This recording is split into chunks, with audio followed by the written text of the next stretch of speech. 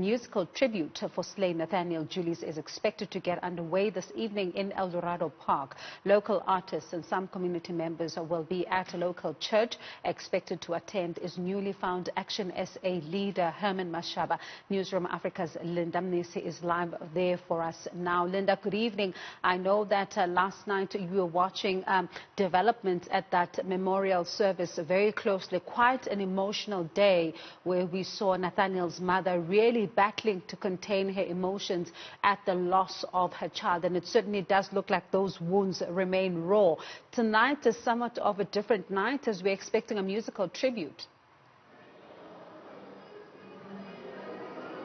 Indeed, music will be the order of the evening today here in Eldorado Park. Community members as well as some local artists will be gathered in this hall to pay tribute to Nathaniel Julies. Yesterday when I spoke to the uncle, he basically said that his death is about this moment, remembering the person behind the slain teenager who was shot allegedly by police. So reflecting on his life will also be happening tonight, as well as some family members who will be here giving speeches. But like you mentioned, dignitaries are also expected to be in attendance this evening, and those include the likes of Herman Mashaba, who will be here. We had an opportunity to speak to him earlier on, confirming his attendance this evening.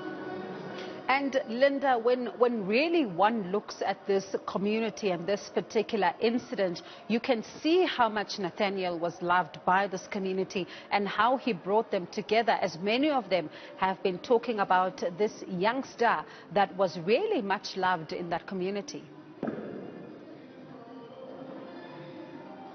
Indeed, I mean, one of the things that came out of yesterday's memorial service was how a young boy who couldn't speak is now speaking for himself, bringing the community together in the fight against, all the social ills that are plaguing this community.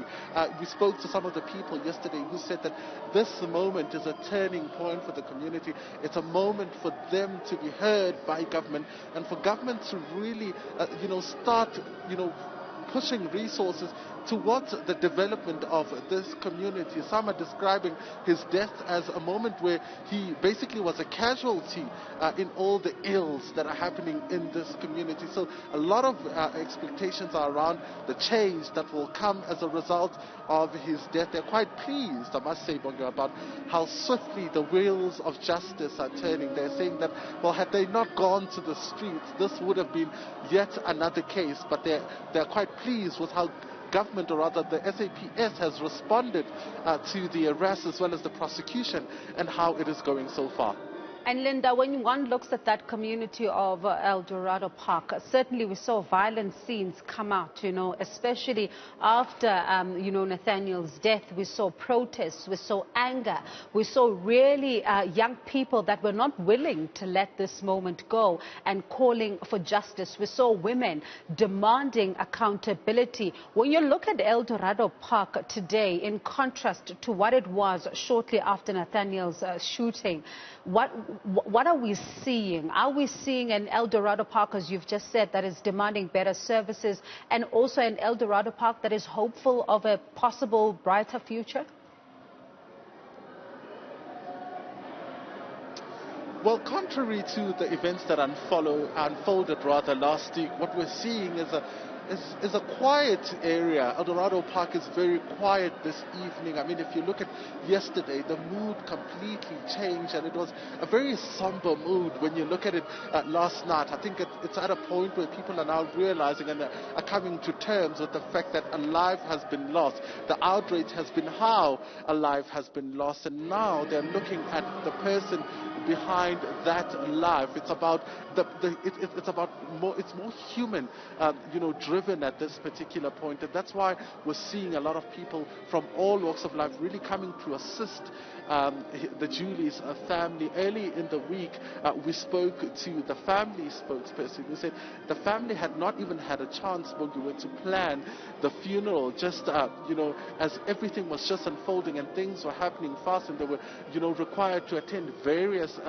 things last week. But as the week progresses and it leads to his burial, what we're seeing now now is a more calmer area where people are now remembering that a life has been lost. I mean, just last week he was remembered as just a young boy who could not speak, but we heard about a different Nathaniel, a Nathaniel who loved dancing when we were in the streets of Eldorado Park. His uncle shared a very touching story with us yesterday, just before the memorial service, saying that at some point Nathaniel went missing and he was brought home by police who had also bought him some fried chicken and gave him money. So for him, at that point when he was running to them, when he was shot, it was because of the memory and the kind of image that he's had, the perception that he's had of them, only to be killed by them. So they're quite gutted.